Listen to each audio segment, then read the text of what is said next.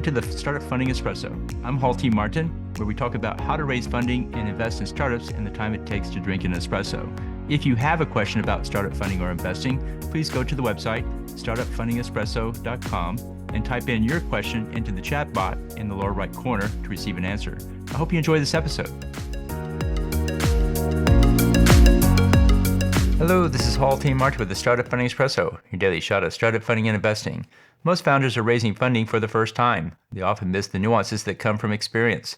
From the second go-around, founders are often much smarter about the process. Here are some fundraising tips from those who have done it. Start your outreach to investors 6 months in advance of actually raising funding.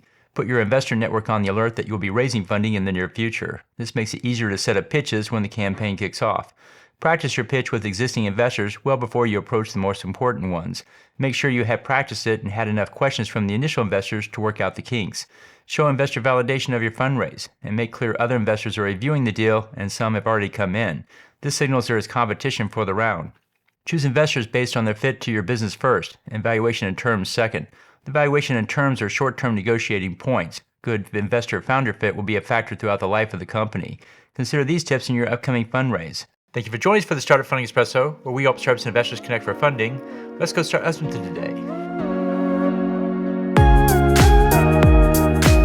Hall T. Martin is the director of Investor Connect, which is a 501c3 nonprofit dedicated to the education of investors for early-stage funding. All opinions expressed by Hall and podcast guests are solely their own opinions and do not reflect the opinion of Investor Connect. This podcast is for informational purposes only and should not be relied upon as a basis for investment decisions.